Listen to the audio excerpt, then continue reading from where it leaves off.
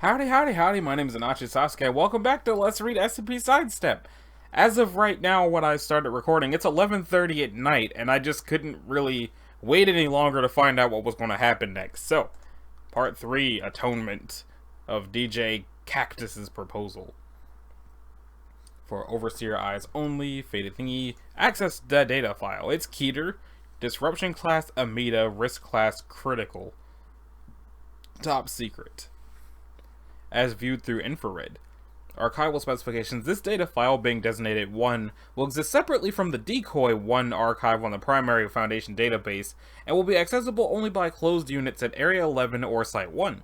No other instances of this file may exist. This data file is designed to corrupt any systems on which it exists that do not carry the encryption markers of either of those two systems. Special containment procedures. 1 is currently contained within the... Pietricow Fountain Spatial Stabilization Array, located on the 6th basement level of Armed Dimensional Containment Area 11 near Norway. The containment chamber must be kept at a temperature no greater than 3.2 Kelvin.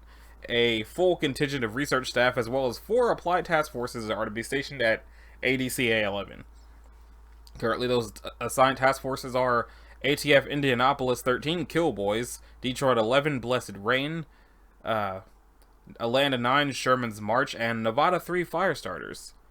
In addition to the standard construction of the several significant modifications have been made since the discovery of 1. The addition of 3 additional Ivory Cannon class liquid fluoride thorium reactors to balance additional energy loads, 9 class 6 magnesium alloy suspension rings to maintain structural integrity of the array, 16 Scranton Kempf harmonic dampeners to control excessive energy output, 3 Polycot deflector dishes to control excessive energy output, 8 Weldon Stanley fused energy sinks to control excessive energy output, the construction of a deep well borehole to vent and control excessive energy output, 1 autonomously intelligent response vector to manage complex temporal spatial calculations. Oh, there are little itty bitty footnotes. Itty bitty footnotes. Deep well number 9. Codename Netzach. Or Netzach. One of them. Should a destabilization event occur, the 40 days protocol is to be implemented. And there is Armed Dimensional Containment Area 11 Deep Well number 9. The acting site administrator will initiate a full evacuation of the facility, which will begin a 40-minute countdown. T-minus 40 minutes. The evacuation order is given. T-minus 33 minutes. After a 7-minute evacuation window, sluice gates that run into the nearby river will open, flooding the lower portions of the facility. T-minus 31 minutes. Charges situated around the test chamber will fire after 9 minutes, collapsing the test chamber and basement level into the deep well borehole. Okay, so I guess that's number 9 because there have been 8 other times that they had to do this. T-minus 21 minutes. Additional charges set across the entire site will fire, collapsing the entire structure into the borehole. T-minus 6 minutes. Charges set in the mountainside will fire, causing a landslide that will fill and cap the deep well before being sealed by a set of locking steel plates designed to extend out over the full width of the borehole. T-minus 0 minutes. The on-site nuclear device located at the base of the borehole will fire, destroying SCP-1. In the event that the 40 days protocol does not prove sufficient to destroy the anomaly, all designated Foundation overseers, regional administrators, directors, and executives are to report to Overwatch Command Site 1, and await implementation of the Tradisum protocol? Photo of Dr. Calvin Desmit, circa 1974. Let's see. Activation of that protocol constitutes the beginning of a something class dark body end of all world scenario. All Foundation staff members will be alerted to the beginning of this protocol, which signals the immediate dissolution of the SCP Foundation and the termination of all staff contracts. Due to the nature of a whatever that is class scenario, no additional information will be provided past the initial notice. For more information, see Addendum 001.6. Maybe it's in here, maybe it's not. Probably is in here. Updated Containment Memorandum. This file has been classified Level 5 Overseer Eyes Only. That's me, apparently. All personnel remaining at Area 11 have been reassigned and amnesticized. Oh. All applied task forces have been reassigned and amnesticized. Management of containment will be handled solely by the Netzach system under Overseer supervision. Identification and implementation of the 40 Days Protocol will be carried out solely by the NetZac system. No other personnel are authorized to view this file. And yet, we persist. Description: SCP-001 is a humanoid gravitational singularity currently contained within the Area 11 that array. One is immeasurably dense. Only by mitigating its effect on space-time through the use of Scranton Kempf devices are Foundation personnel able to maintain structural integrity of the spatial destabilization array. One is not visible without specialized equipment, usually high-contrast infrared cameras, as it is constantly surrounded by a dense cloud of radioactive gas and atomized debris. Additionally, being a singularity, one does not reflect light and is visible only by the obfuscation of light around it. Actually, I'm using a lot of words I don't know right now. SCP-001 is capable of manipulating the nature of reality through alterations in gravity that change the shape and structure of space-time. As such, its anomalous capabilities cannot be dampened by anything other than that array. Any alterations of space-time made are irreversible. Tiny footnote. Can I see the tiny footnote? Other technologies such as reality anchors are ineffective. Addendum 1, Initial Manifestation. On June the 19th, 1982, a team of Foundation researchers headed up by Dr. Lamar Fontaine, yet another tiny footnote. If you would like to show me the tiny footnote. And including notable Foundation researchers Dr. Isaac Harriman, Dr. William Bell, Dr. Simon Patricow, Dr. Ernest Duke, Dr. Tilda Moose, and Dr. Gina Lazenby, and Dr. Carter Lament. Such unfortunate names. They did the Spatial Stabilization Array, a device intended for use in containing anomalies that manipulate the nature of space-time. Yet more tiny footnotes, specifically those that warp space-time due to their immense or fluctuating density. During these trials, a particle accelerator was used to create super heavy Oganesson, which would in turn collapse on itself to create a miniaturized singularity. Is that an actual thing? A synthetic chemical element with the symbol OG and atomic number 118. Was first synthesized in 2002 at the Joint Institute for Nuclear Research. If it was first synthesized in 2002... Alright, sure. This procedure had been carried out over several other occasions, with each of the singularities destabilizing quickly after manifesting. The June 19th trial was intended as a scale-up test of the procedure. Shortly after 20-30 hours, which I want to say is 8:30 p.m., but it might be 7:30 p.m. It's probably 8:30. As the local particle...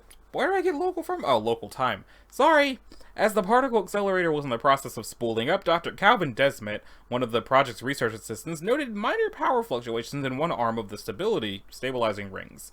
Dr. Desmet wanted to replace the failing coupling, which was known to decay under the cold temperatures of the testing chamber. Since the test was still an hour away and the chamber was not sealed, Dr. Desmet entered to repair the coupling. As the accelerator continued to spool, a power regulator attached to the system's primary generator began to fail. Tiny footnote. The reason for this is still unknown. It's been like many years.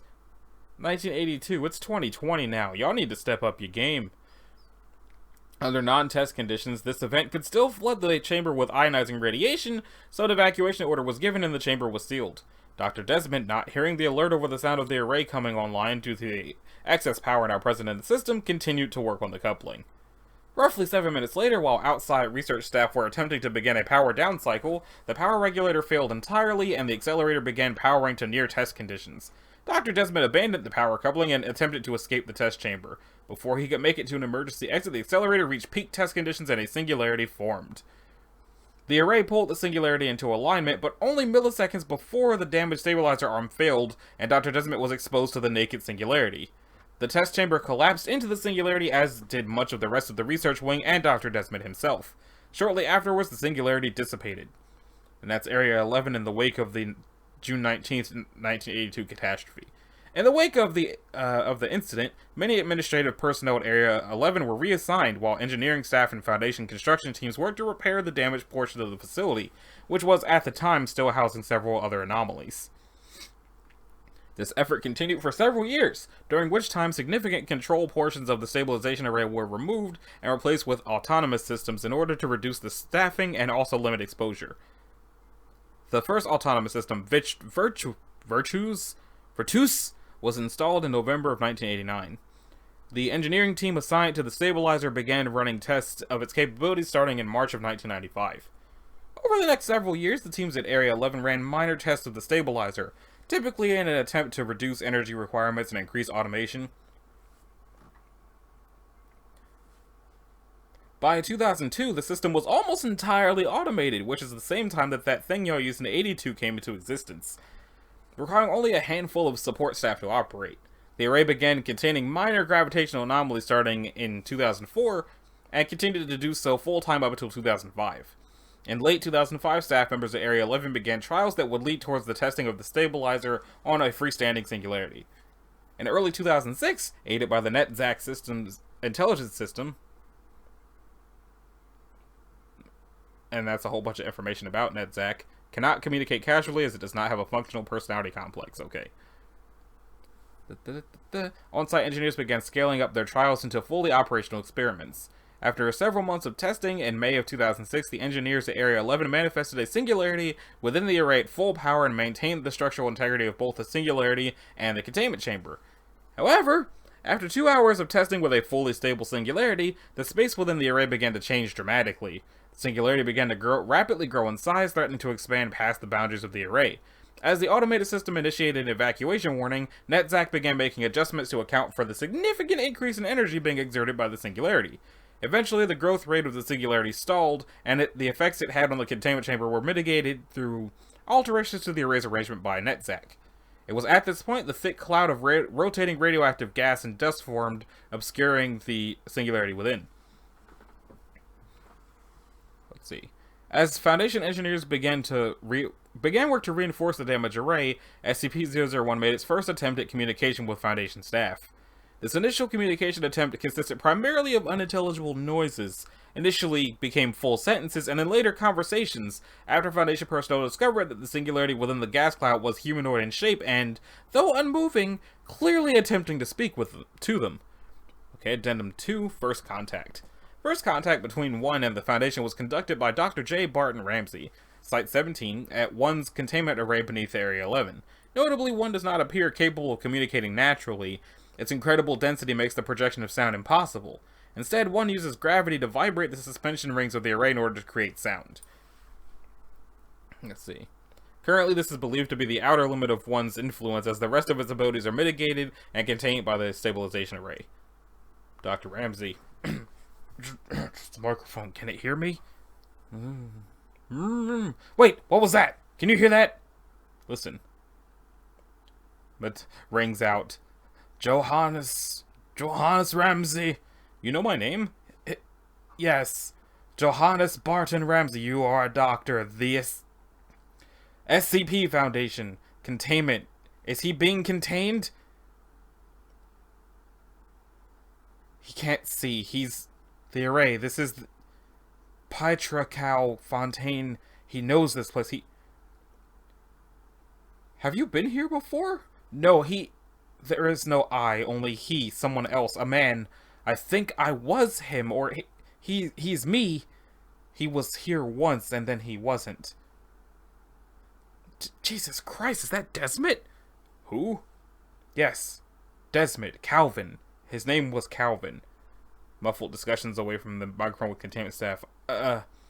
Unfortunately, there's no way for us to... This machine, deactivated. There is something he needs to do. He needs to see.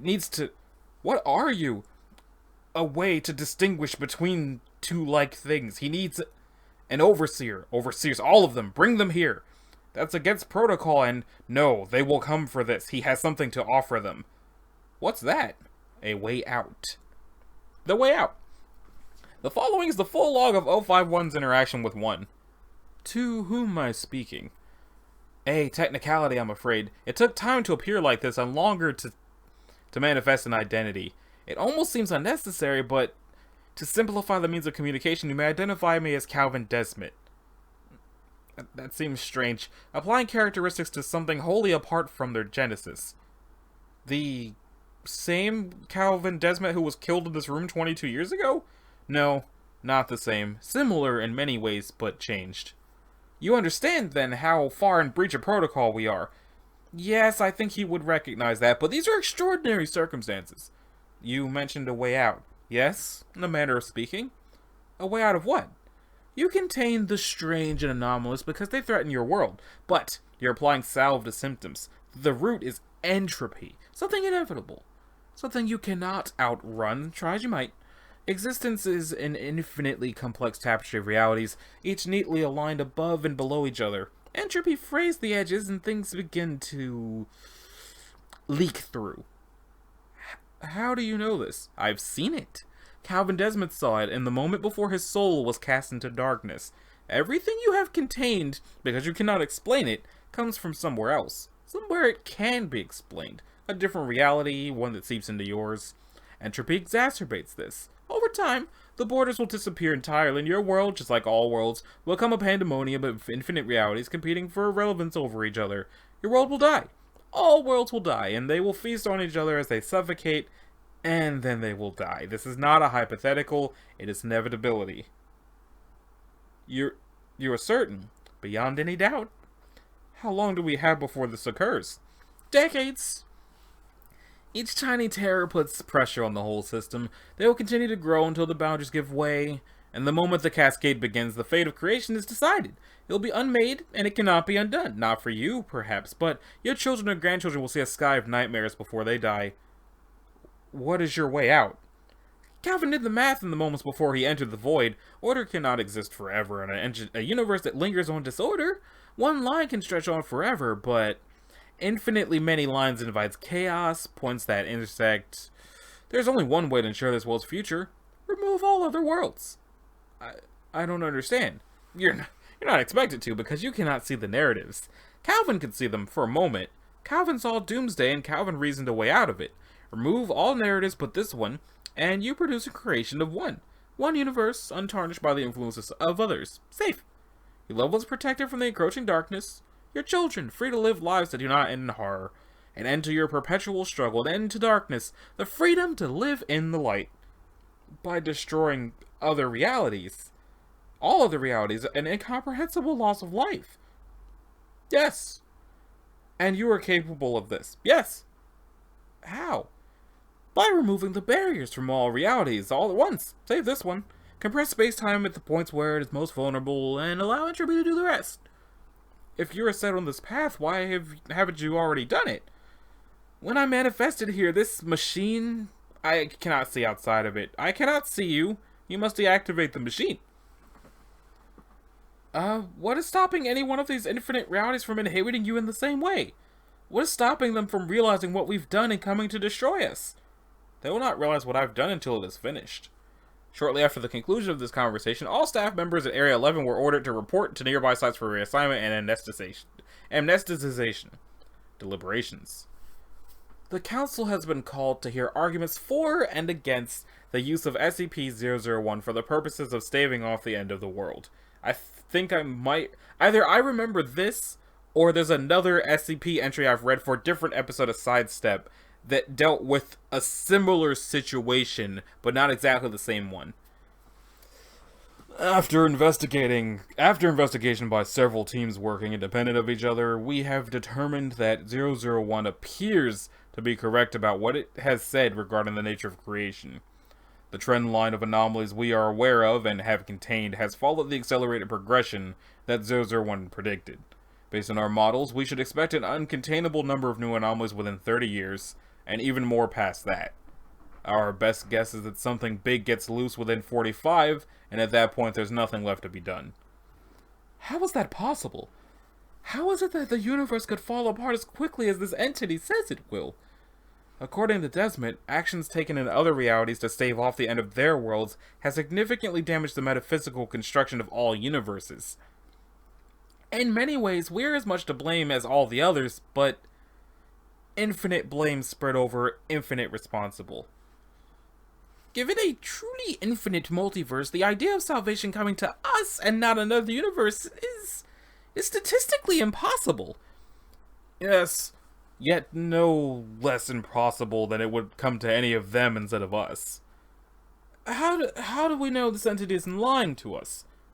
If it is, then it has an incredible grasp on high-level pataphysical concepts for something that hasn't directly experienced what it claims to have experienced.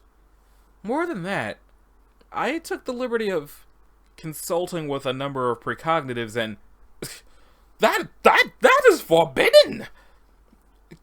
Interrupting 059. Wouldn't you want to know? We made a decision that cannot so easily be... We confirmed, as well as we could, that there is a point in time that is arriving soon that obscures their vision. I've read the other half of this. I've not read this entry. I've read the other side of it, where they're trying to prepare for what this is talking about, in a different SCP Sidestep video. Okay, cool. Anyway. What the heck? Get out of here. Sorry, my phone started doing voice recognition for some reason. Let's see.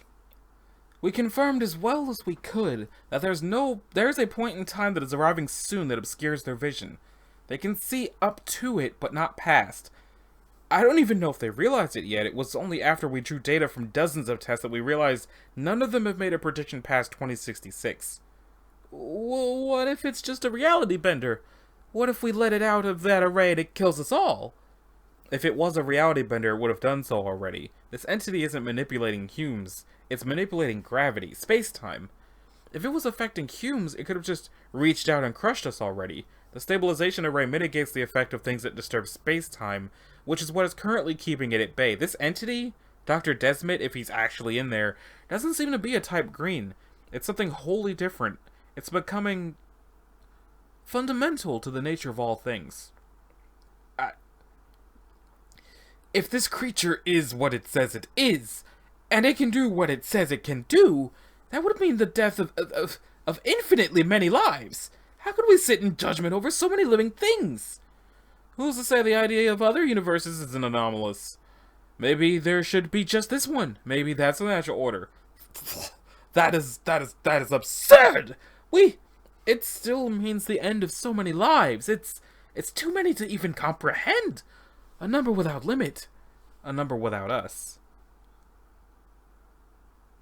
We pledged ourselves to maintain normalcy and protect our world. This world. The affairs of other worlds are their own. We would expect any other Overseer Council to act the same way, in the interest of their universe. All of this, the science, the militarism, everything. All of it is to accomplish a single, unreachable goal. Keep the monsters tucked out of sight. Now we find out, even that might not be enough. That the end of days is coming for us anyway. But we're given an option. If we do nothing, every universe dies screaming. If we take this action, every universe dies screaming but ours. Once it's over, it's over. Everything we've struggled for, everyone who has died to protect our world will be validated. Is the end of our road not worth this? Is protecting ourselves from the doomsday to come not worth this? I propose a vote. The utilization of SCP-001 entity to stave off the end of the world. All in favor? Aye. Those opposed? Nay. 13 abstains, the measure passes. Even if we manage to somehow survive turning loose an unpredictable monster, remember today as being the day that we gave up our mission. We secure and we contain. Those two come first. We've now risked everything for the faintest glimmer of hope that we somehow achieve the last, and I fear it will have damned us. Why do you trust it, Bramamond? After all we've achieved, why do you risk everything on this? I knew Calvin Desmond years ago, in a different life. He wasn't recruited by the Foundation, he volunteered. He was part of a team contracted by the Insurgency to run trials on new technology they were developing at the time, but he had a young daughter that was killed by 106 when it breached containment during transit in 1975. Years before we developed functional containment procedures for it, and after that he sought us out. He never said much about it, but you could tell. If that's him in there, and he had found a way to remove every trace of the anomalous from our universe, no matter the cost, he would do it. I know he would do it. I can hear it in his voice. Addendum 5, The Deception. On January 11th, 2007, after further discussion with SCP-001 and additional independent research, the Overseer Council voted 8-4-1 to initiate a power down of the Spatial Stabilization Array and allow 1 to take the action it had described. 3 Overseers, 1, 4, and 12, were in attendance. As a sign of good faith, an anomalous artifact, 884, was selected, and 1 was directed to target the reality in which the artifact had originated. 053 oversaw the artifact during this process. Begin video log. 1, 4, and 12 stand alone in the Stabilization Array's control center. Visible on another screen is the dark cloud of gas and dust encircling 1.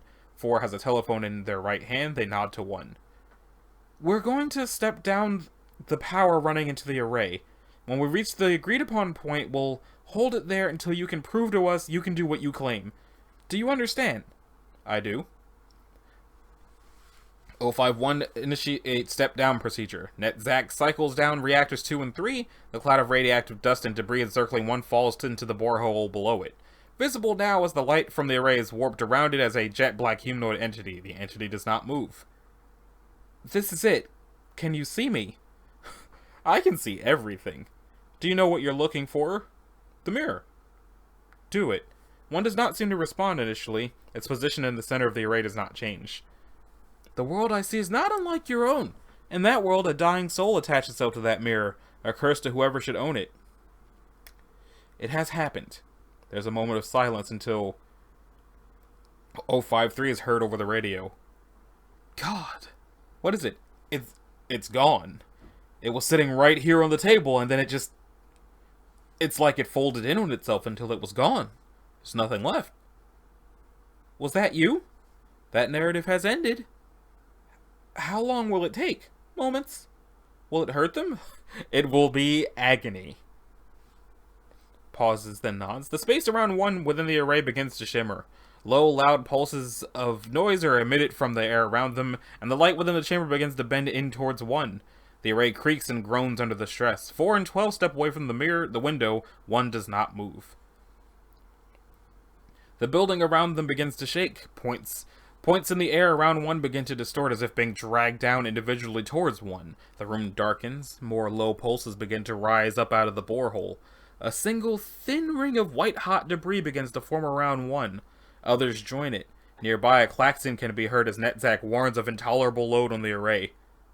Does it hurt you? It is excruciating. Suddenly, 1 jerks backwards.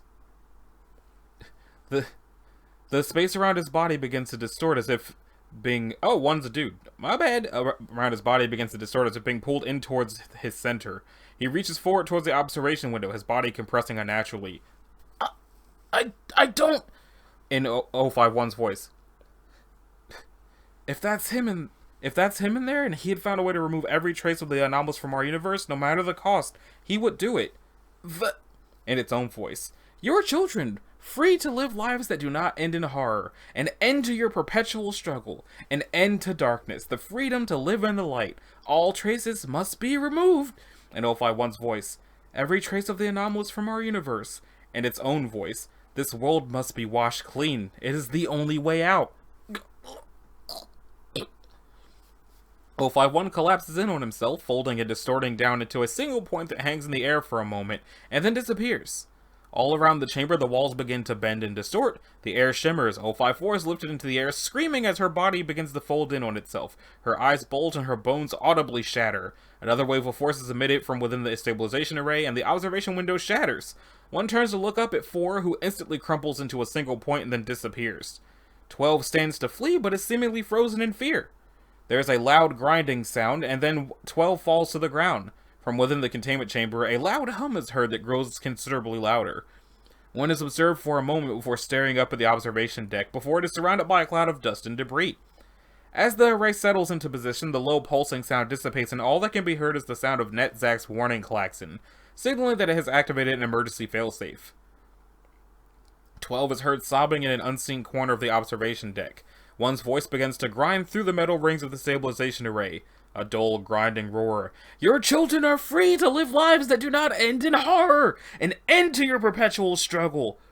An end to darkness! The freedom to live in the light! All traces must be removed. This world must be washed clean. The Foundation does not escape atonement. It is the only way out.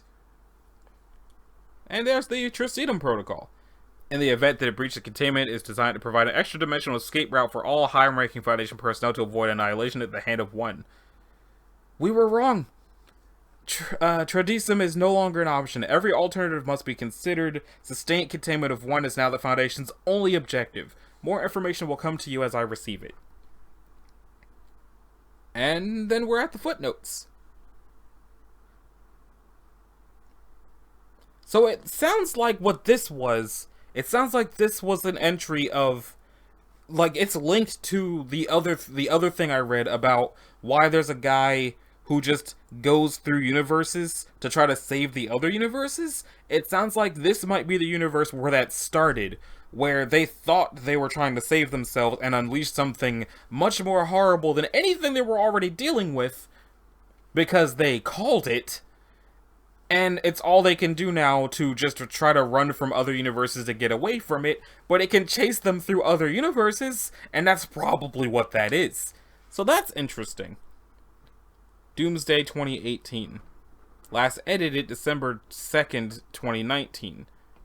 So that does kind of imply that either this has been here longer than I thought and I just didn't know about it, or this is another tweaked one that already existed. And how long is this one? The wait ends by order of the Overseer Council. Level 6, 001 classified.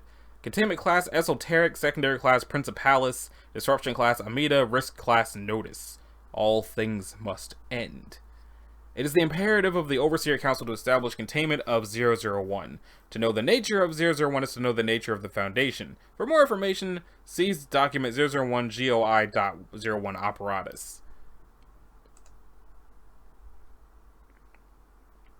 Is this the one where it's like, oh, the website is just we're just somebody's stories and everything is fake? The first man stood alone on the barren field, and in the distance he saw the locked gate beyond which his greatest shame was kept. He turned to the snake, who writhed on its belly like a worm, and cursed it for its treachery. "You tricked me," the man said.